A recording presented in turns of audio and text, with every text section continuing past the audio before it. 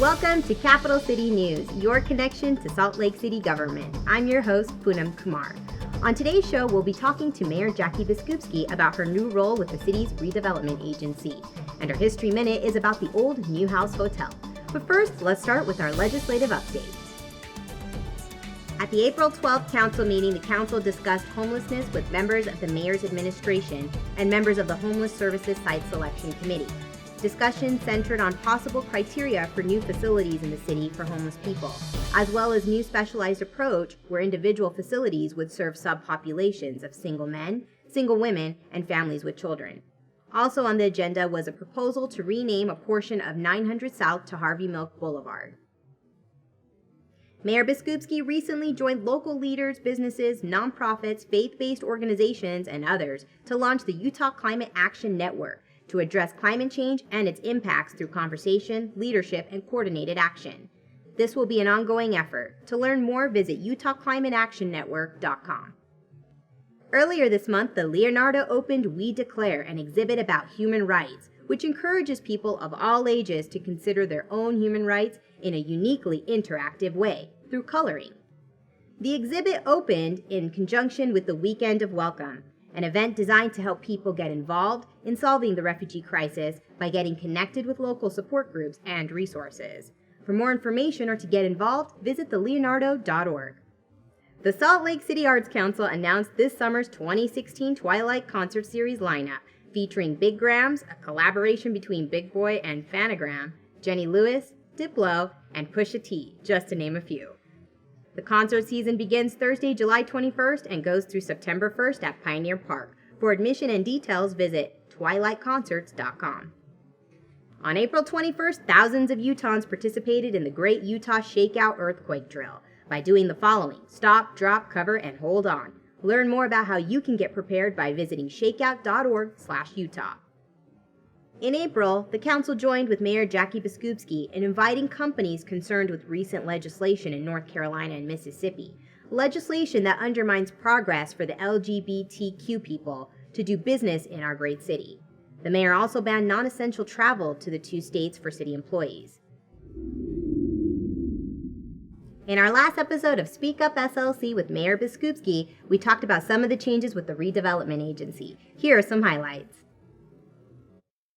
And now there have been some state changes to the RDA, right? So some state law changes, and your role now is the new executive director. Let's talk a little bit about that and what your role is and what does that mean? So in 2008, while I was a legislator, we had changed the statute and really kind of clarified the roles of,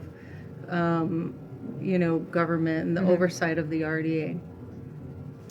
Well, that change really was not adhered to in Salt Lake City's government process. And so the change that is coming will bring us into compliance with state statute. Okay. And that change gives me the title of executive director. Okay. And really what you will find now is that moving forward, it will be my job to make sure we are implementing the policy ideas and concepts that are coming from the legislative body, which is the council, which serves as the board of the RDA. Gotcha. Right. And so the business will kind of go as usual in terms of what the council is doing, because they'll go through as you propose, or not propose, but as projects come about from you, then they would then approve that. Right, they'd go through the legislative body. There will be some changes in what goes on. It is their job to kind of set policy, and then it is our job to implement and move projects. So there will be some change in how this operates. Most of that change will really come my direction with more responsibility with myself and the RDA staff. Okay. But the council will continue to have a significant role in how we develop through the RDA. And So that's quite a bit of, I mean, not It's a only are you shift. mayor now, but you're also, the role of executive director. And is there a need for additional staff at this time? No, I'm not planning to hire Okay. additional staff at all. We really want to empower the RDA teams, those employees, Okay. to do the work that we're asking them to do.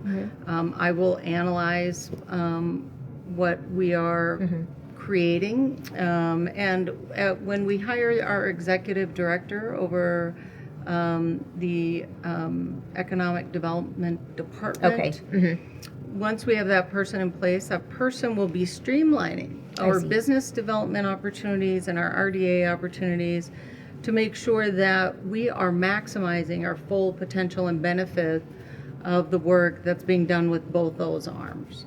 Okay. And now, just to kind of backtrack a little bit about the RDA, what is their role exactly as the redevelopment agency here in Salt Lake City? It really is their job to take property that is owned by the city and really maximize the needs of our city and especially that particular neighborhood in a way that serves the entire city well, and then that local community in the city as well.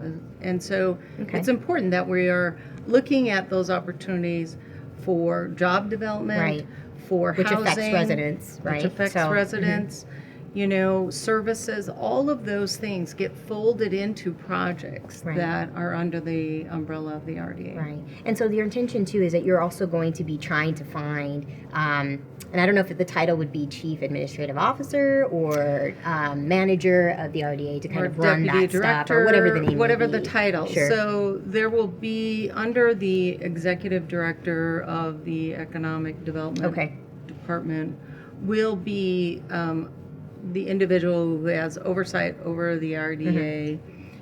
As a deputy director role, potentially could be the title. And then the other arm of it will be business development and arts and culture.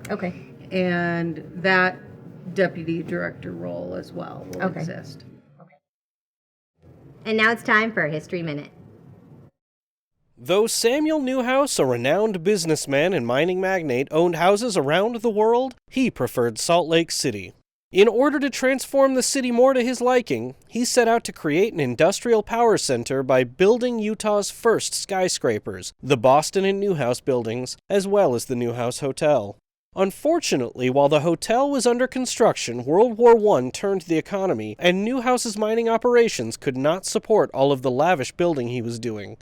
The Newhouse Hotel was completed in 1915 and put into operation, even though it didn't have all of the frills Samuel Newhouse had hoped for the 12-story luxury hotel. In fact, for quite a while, the building didn't even have glass in the windows. Newhouse had to sell his home and lived in the hotel for a few years before selling off his interest in it in 1919. The hotel changed management companies a few times over the years, but it was an important spot in Salt Lake City, not just for travelers but as a meeting place, a place for banquets, parties, and dances, a vital part of the community. Its lavish interior, though made over a few times over the years, was always classy.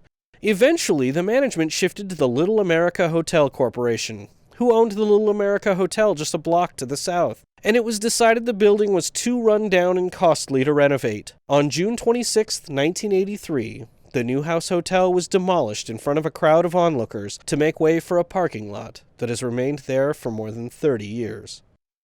That's it for another episode of Capital City News. Please tune in next time. For SLC TV, I'm Poonam Kumar.